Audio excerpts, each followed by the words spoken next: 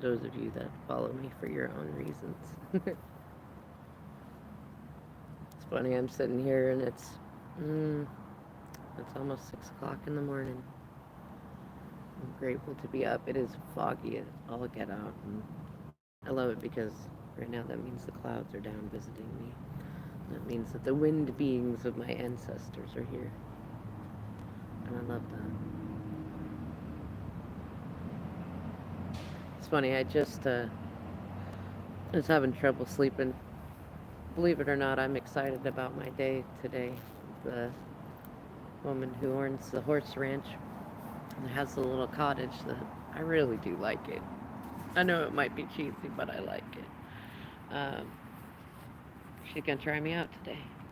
I'm not sure if it's intending to be a full day of things or if it's, I don't know what to expect. My mind is open and available to whatever she wants me to do. And it's funny. I just decided to put on a movie because I've been through life experiences before, and well, I mean, one thing, I'm a Capricorn. I like working, so before starting a new job, sometimes sleep is a little more scarce. But it's funny. I feel oddly grateful in a way that I was sick a few days ago, and that it wasn't the big C. I had some test strips around. I was smart enough to hold on to someone. Let's just say a different karmic, completely unattached from my DM, decided to try to accuse me of, I don't know whether it was getting them sick or that I might be sick from them. I'm not sure. But Spirit said, get some extras. And then suddenly there was a shortage, so I was really glad that I had some. I think what it was probably food poisoning, but and part of that is because I don't want to waste food. So there's a fair amount of times that we have food that I probably should just throw away. I don't often do it, but I don't want to waste food, you know. Um, and also sometimes I'm just dog-eared tired when I'm getting to go to bed. I make sure that my son always has fresh food. That's the funny thing. I'm a hypocrite in that way. I won't let him eat anything that's more than a few hours old in a situation without a cooler and stuff, but I will. And I was getting on myself because I'm like, no, I missed a day of work. But I'm also grateful because the way that the schedule had been for this week meant that I got a few days rest. Only thing I feel bad for is, man, it was hard on me, and it caused an OA flare up. All my joints were hurting. I asked my kiddo to take the front seat, and I said, I'm probably going to sleep most of this day in this stretched out back seat if I can, because I have to try to do the best for my body that I can in this situation so I can get back to work, and so that I hopefully do not miss that Thursday work date. And especially because if I was sick, like I would have just said no. Like, I'm not going to risk getting someone else sick. I'm not going to.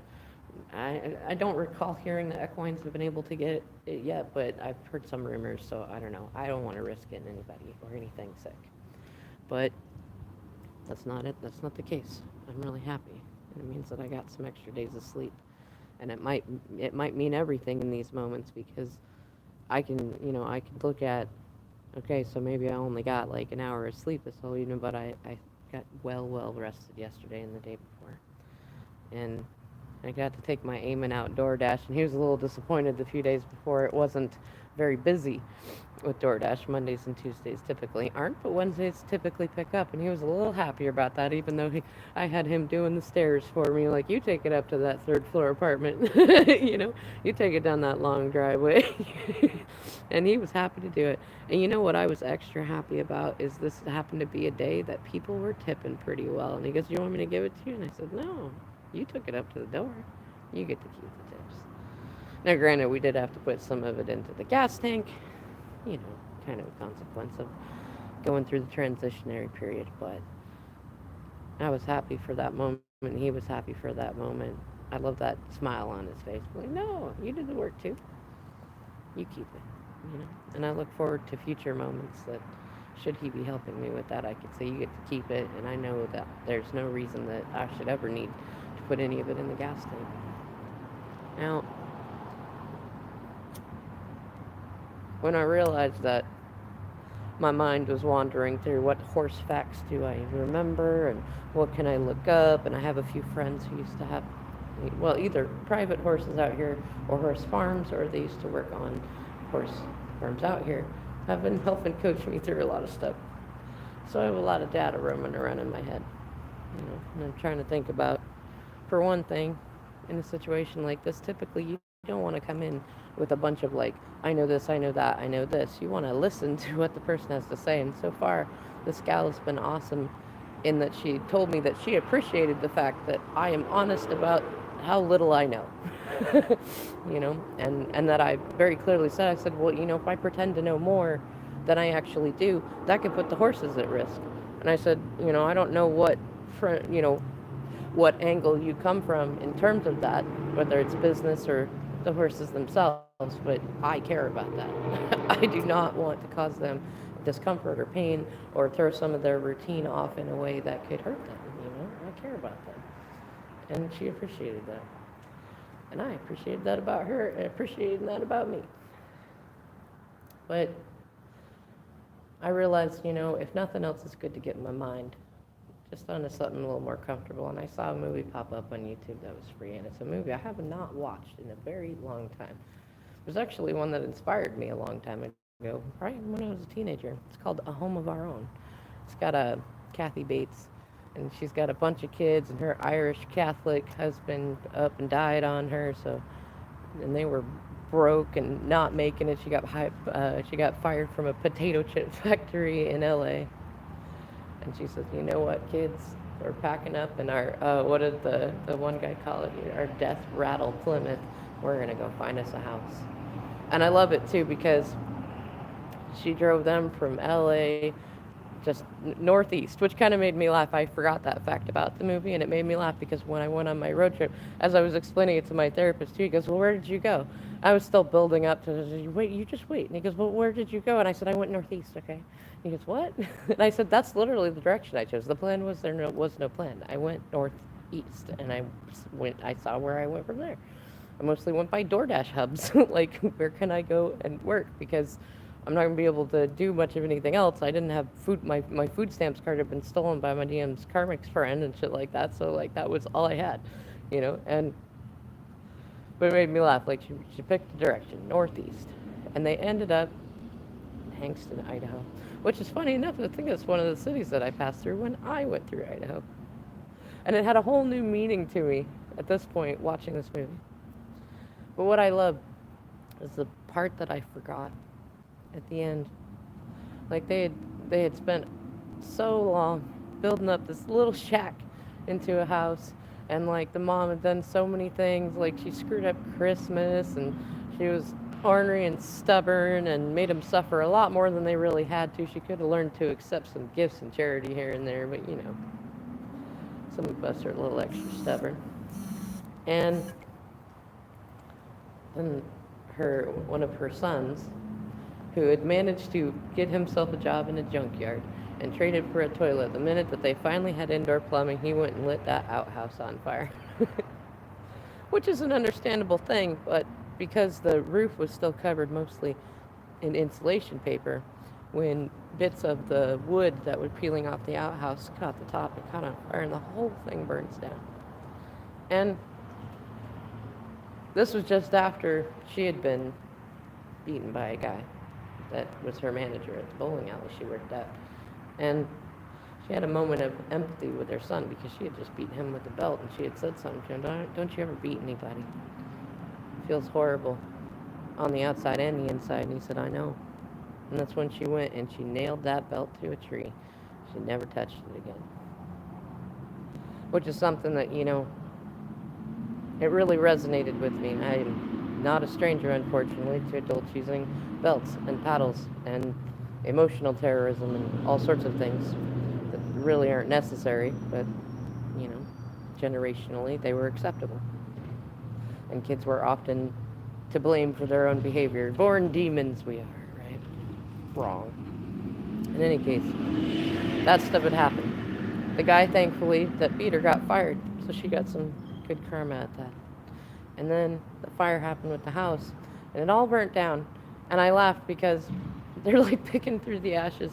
She's teaching her kids, like, save them nails. We'll get this all buttoned up.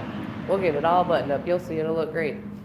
And her oldest son, Shane, who was a teenager by then, was just so fed up with all of it. And he's looking around at all of it going, how the fuck is this going to be buttoned up? Like, don't you lie to us. Don't you make this shit up. And finally, she gets fed up with him, like, look, I get it. I've made you far too responsible. You're not your father. You don't want to do this stuff. Go on and get it. I'll figure it out. But we're going to stay in a positive mindset, which I don't like the fact that she told him to go, but I like that she's like, no, we will stay in this positive attitude. Some fucking how we're going to do this. This woman from, old school LA, fired from a chip factory, files her kids in the car. By all hell, I mean, and I love it too, because she goes to people, she's like, I know that the dollar ain't the only way to get things done around here. And she wasn't talking about sex any. She was talking about labor. She was talking about, what can I trade you? What can I do for you? I'll clean your house. I'll cook your dinner. I love that, they meet Mr. Moon. And she's like, look, we'll do your laundry, we'll clean your house, and we'll do your chores. We'll do all this stuff. And she taught her kids that. And they went and found work and different ways to do things that way too. And that is, and I mean, I don't have experience in many other countries, but I know that it does still often work that way in this country. And I have learned that since early on. This hardworking Capricorn loves working and barter and trade. And at the end of the movie, just when it's like, not that hope is lost, but it's definitely like, I think, most viewers are siding with the teenager, Shane, like, how the fuck are you going to button that up? It's like burnt to a crisp. And then suddenly, Mr. Moon and all the townsfolk show up. And they bring lumber. And they look at that stubborn old Mrs. Lacey, Francis, and they tell her, we're going to rebuild your house whether you like it or not. And we know you don't like charity, so you're getting a bill. Which was just the perfect irony of it. She'd been called stubborn many times through, and they're like, we're going to help you no matter what, so shut up. And they did. And I was crying in the car watching that. I can say, thankfully, it has not ever been that bad for my kiddos and myself. I put up with a lot of shit through a lot of people to make sure that it didn't. And it's part of why I'm not ashamed about what we're going through right now. And, but what it made me think about is that, like, when a lot of this journey began, especially when I got back from my trip and I realized that my own adoptive family was planning to screw me over, I mean, it's funny, I was in a place in my life where I had far more belief in everybody, including the pirates, potatoes, and everybody, than I have ever had in any of them before. But I still was keenly aware that between everybody being like closed off and depressed from Kobe stuff and other things like that, and the weird distance that we humans seem to create with each other inside and outside of different communities, that it was very likely we were going to be alone in this journey. I was praying, I was hoping that it wouldn't be true, but there were several times too that, like, I did ask for help. I got past my pride. I asked for help. And I made it clear that we needed help. I put out videos that we needed help.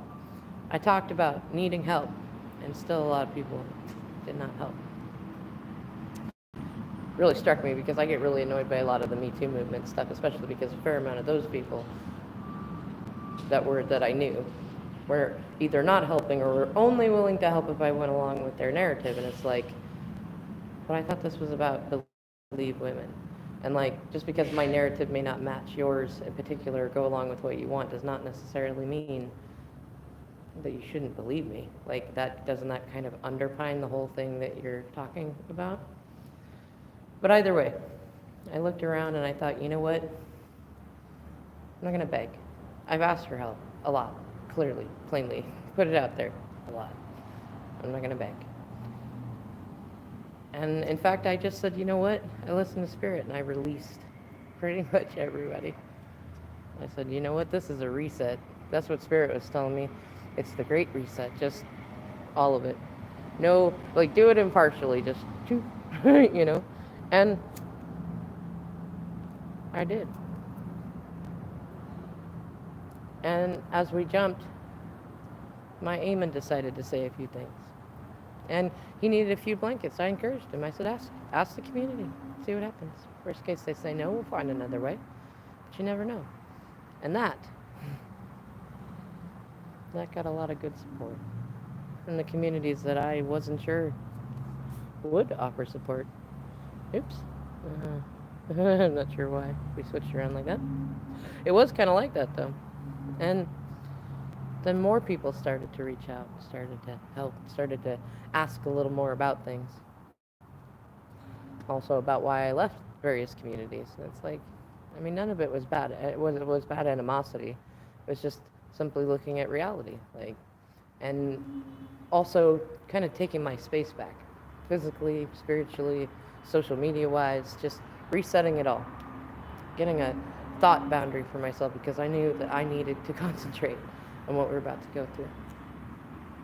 I wasn't sure how much it might be, kind of like that. I wasn't thinking about the movie A Home of Our Own, but it was a lot like that. It's like, I don't know what I'm going to do. Like, any amount of resources I had, most of them were taken, you know?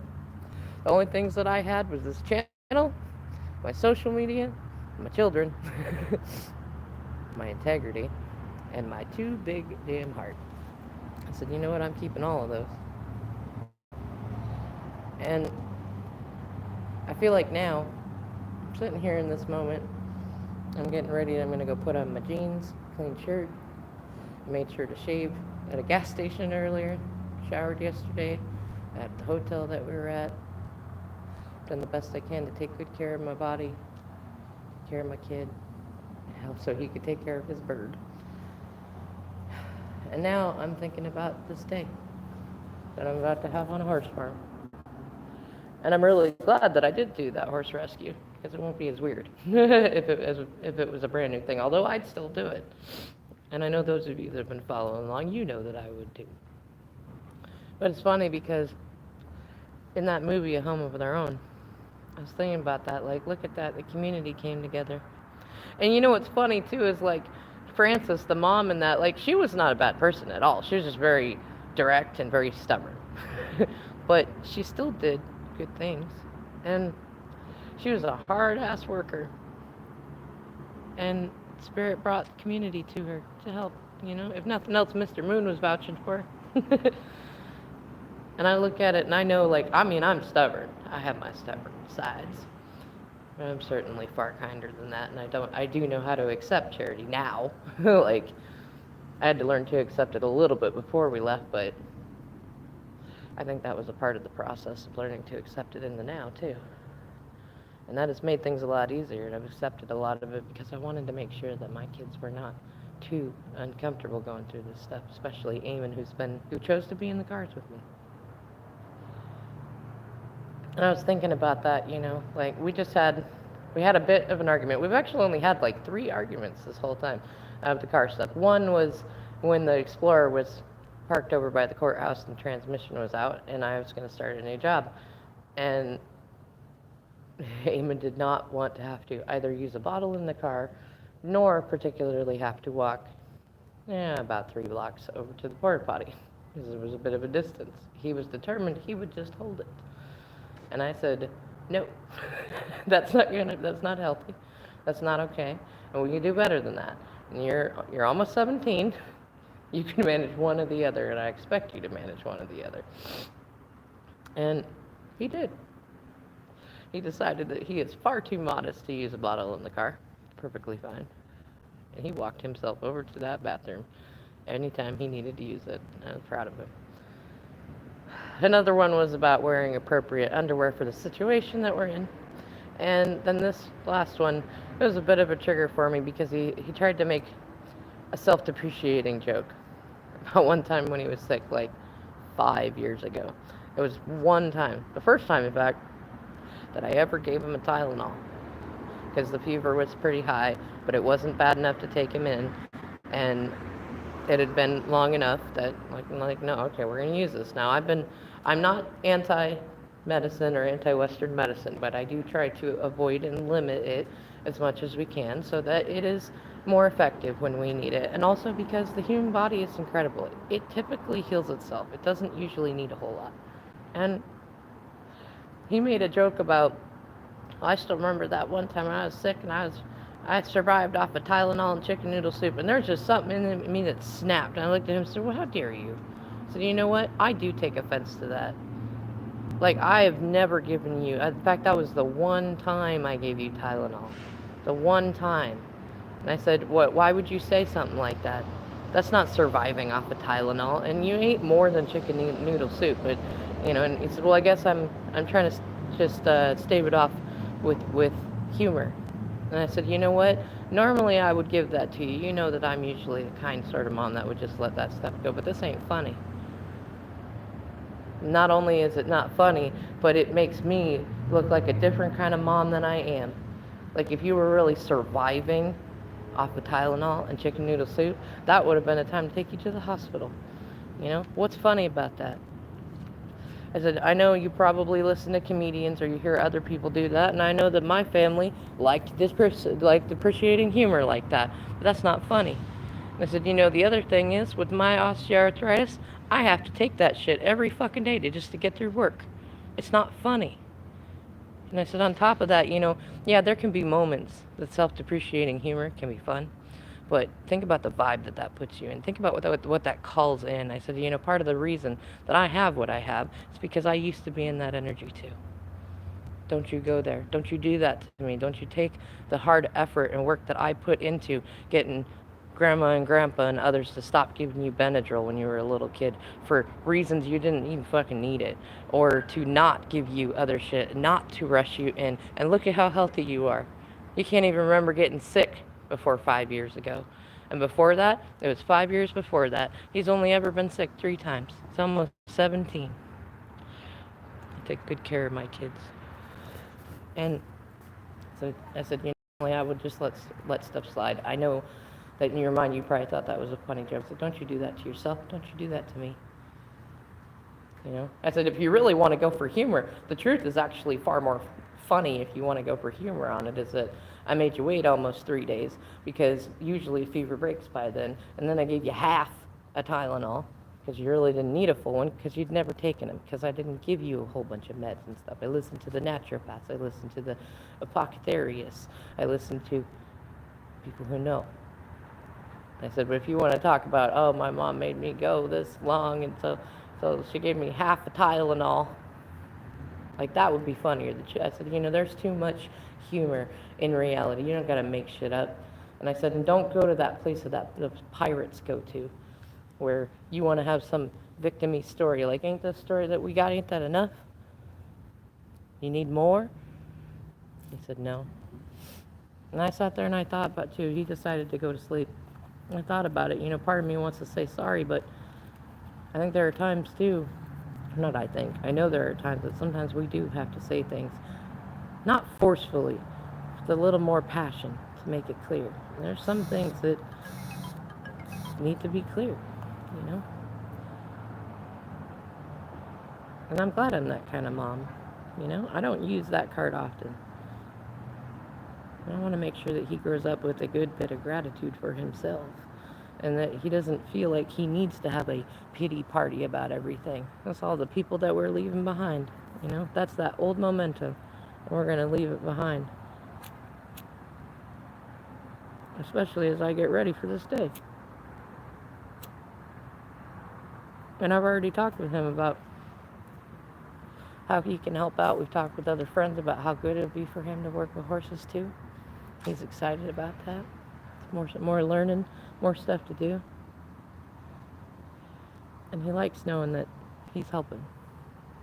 It's one of the things that I'm most proud of with him. And I can't help but think, it feels like this is going to get us into a place, and a place that I like. Doing trade for part of the rent that I like, that I get to learn more about horses, my favorite animal, my spirit ally too. And it's on safe land. It's near my work. It's enough room. We're just telling my little Joey, like, we've already decided it's got 2 bedrooms. It's also got 2 living rooms. So even though little Joey would like to remain with his dad throughout the week, he'll have a room with us on the weekends. And it can always be his room. I don't need much. I already told Amy earlier, I said, you know what I really want? I want a couch. I want a big, comfy couch because it's more supportive to my back. I've always liked couches better anyways. And like, I don't need more. You know what I mean? It's not about like sacrificing a bunch. I just don't need more, you know? And anything else that comes in from that is bonus, you know? And to see the smile on my boys' face, especially seeing their mom, it reminds me of the home of their own thing. Like, there's more than one way to glow up, to grow up, to make something of yourself. You don't gotta be a pirate. You don't gotta use a man. You don't gotta get into crime. You don't gotta get into that stuff. There are ways to hold your integrity and move through anything, you know? I feel like even if some crazy thing happens that I screw up today and this isn't the specific place, Spirit has provided at least a couple of other options that I think will work, but I really think this is it. I like it. To work with horses. I love horses. And I love that story, you know?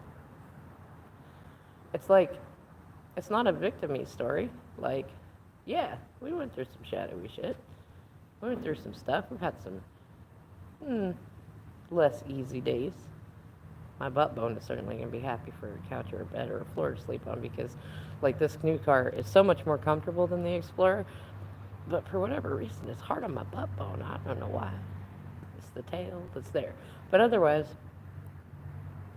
I mean, we've been gifted with community that has helped us get this far. Little by little. In each moment, Spirit's come through with something, you know? And there's still a few more waiting, just in case. They offered a little bit, and I said, please wait. Because if we don't need it, if I can find a way to do it, we don't need it. I want you to keep that resource. But if we do, I want to make sure we need it. Because I feel it's bright with my integrity, you know? And I know they appreciate it even more. A lot of people wouldn't do that. They'd just take it and spend it and be gone, you know? And even in trying not to spend a whole bunch, you know, it's like almost $4 a gallon for gas, you know what I mean? Like, in fact, at the 7-Eleven here it is. It's like $4.09, you know? And that's the only one that's open all day long. So it's, you know, it's not cheap going day to day in a car. Conceivably it's cheaper than renting a place, but it's still, I mean, overall, if you look at the amount of time that it takes and like keeping things comfortable, no, it's there. So like, we've been through our shit. We had to fight pirates to get out of here. We had to stab off potatoes. We had to wing it, you know, but we did it. I'm looking at the situation and it's like, I feel like I know that this is the last day of it. I feel like I'm gonna do really well today, and we're gonna iron out any last minute details. It should be like, here's some keys. I like you. You know? And I feel like that's going to feel so good. I can already feel it. Because even if it's not this particular place, even if there's something about it, you know, I don't even know what. There's other places and I'll keep doing it, you know? Because that's who I am. I've always been that person. I had some low moments with my DM that I got depressed. I was not that person for a while. I think that's what drove him crazy. What made him think that maybe I would become a pirate like the others, because even that was so unheard of for me. Since he met me at 15, I've been moving and shaking and benevolently hustling. I hesitate to say hustling because usually people associate it with negative things. Well, I've never done a negative hustler in my life. What's the thing that Maverick said in the movie, the Mel Gibson movie? Rarely bluff. Never cheat. Rarely bluff. Hardly ever bluff. I think that's what it was. I never cheat. I don't cheat people out of shit. It feels way better to do it with integrity, especially every time you succeed, which does happen. Every time. And you know what's even better? Is it puts me just a few steps away from that 100-acre woods manifestation. I still remember about 7 years ago, when I knew we had to leave the Blue House in Seattle. We wanted to buy it, but I knew my DM was not in a mature enough place, and he was still supporting everybody under the sun who could have been supporting themselves and still don't appreciate it. And that we had some shit to work out. And I wanted to get us in a better position and us better with the kids to get rid of any amount of pirating that we were still doing. And I wanted us to save. And I remember sitting in that little ass RV at my parents' house with my DM saying, let's manifest what we want. Let's stop thinking like the pirates and looking at just what we can get as quick as we can get, because I don't want to live paycheck to paycheck. Just struggling, always stressed out, never getting time with the kids. I want to live a real life, you know? And I'm not the type of person that necessarily means I want to go out partying all the time. I do like my karaoke, but I don't see any reason to choose to struggle when there are so many other ways to live, you know? How about in gratitude? How about in joy? How about in kindness? How about in fun, you know? And, you know, it's funny, it's something that I said to the woman that owns this horse ranch. Because I asked her, I said, you know, if I could be available to you more time than just the 2 days off that I have from work, I said, do you feel like I could be of value to you, considering how little I know? She goes, well, I don't want you to quit your job to be here. I said, no, I'm not talking about that. But I said, this is kind of a dream for me. Like, I hadn't necessarily thought about owning like a horse farm. It's not out of the purview of things in my vision now, but I've always wanted, I want at least 5 acres. And my boys, you know, I was just talking to my little Joey about it the other day. Like, keep thinking about our 100-acre woods. You just keep thinking about it. It's a little ways away. So, like, my plan right now is a place for us to have 6 months to a year where I can save up. My credit's decent. It could be better. I got some other things I got to catch up on and stuff. And I want to get my boys comfortable. But otherwise, you know, like, it's still there. It's still there. There's just more cooperative components along the way. And you know what? Some of the stuff was stuff that I needed to learn about farming and homesteading. And I wanted to have a couple of horses too. So it's funny. It's like when I decided to pick a job last summer, like an extra job that was in alignment with what I wanted rather than about the money. I found that real estate signs job. It showed me where more real estate is, right? And that was good. It was a good vibration for a little bit. Until it butted heads with the gal, very high strung, who was managing it. And she tried to manipulate me by using the money of it. And I was like, you know, not everybody does stuff like this for the money. And I'm not saying the money ain't good. It was very good money for putting up signs every weekend. And I said, I'm not saying I'm ungrateful for the money either, but I'm not doing this for the money. And that's what I said in the application. Well, why are you doing it? I said, because it's in alignment with where I want to go. It's real estate. Like, I've been wanting to get into real estate for a while, and I want to buy land. And this will help, like, especially you said it's moving up north from here. I want to be able to be that person putting out those signs so I can see where it is. That's why I'm doing this. I said, it's all over my application. She looked it up. She says, it is. She said, I guess I didn't really read it. I said, no, I guess you didn't. She goes, well, I don't think we're in alignment. I said, because I'm not in it for the money? And she didn't know what to say. She ended up starting to cry and hugged me when I was getting ready to go. I was a little bit frustrated, but it was like, you know what? I'm also in a space where there's no losses. I got a beautiful experience out of that, and I'm pretty sure she got an interesting but beautiful experience out of that. But I'm thinking about it, though, and it's like, look what Spirit's lined up for us. It's got the elements moving towards everything that we wanted. My boys and I have been talking about, we still talk about a regular basis. We're on our quad pit, we're on our hill where my DM, their dad's tow truck, can sit on. He wants to go out and have a little whiskey and sit in his truck and throw himself a little cancery tantrum. That was what he wanted. He always wanted, and the boys wanted it too. We already agreed that if my DM don't want to come back and be with me and with us, we'll put our own tow truck on that hill and sit in it. We'll tell stories about him, right? Same thing with the garage. We're still going to have the big old garage that he wanted with a loft up top and a studio and a urinal in it. I don't know particularly why he wanted a urinal, but he wanted it. He said, can I have one? I always wanted my own in my own space. And I said, yes, you can, because this is a manifestation where we can have anything we want. And I said, watch, it'll happen too. And I remember too, because over the past 23 months, we're not going on 24 months, he kept trying to manifest our 100-acre woods plan. It's not actually 100 acres. I would love 100 acres, but that's not actually what it was. But I laughed because he kept trying to do it. And I'm not sure whether it was because of a lack of other plan or because he knew that my plan was a good plan, or our plan was a good plan, or whether the karmic had done a good job of convincing him that she'd be just like me and she suggested the same plan because she had heard me talking about it or heard him talking about it, or if he was just trying to do it to beguile me. I mean, any of those options are things that are likely to happen. And he was sure mad that I never became a pirate and that I did better than him both emotionally, energetically, and physically, and financially. I mean, look at the positions we're in. I love you, Ladybug Cabot. But if we look at it conceivably, his credit to where we had it built up, shot, and he even said to our oldest the other day, it ain't even his house anymore. It ain't been his house for a while. The Karmics done took it over a long time ago. And they already shat on him after pulling him through eloping and shit like that. And reputation's pretty shot, and before I said anything about anything. And,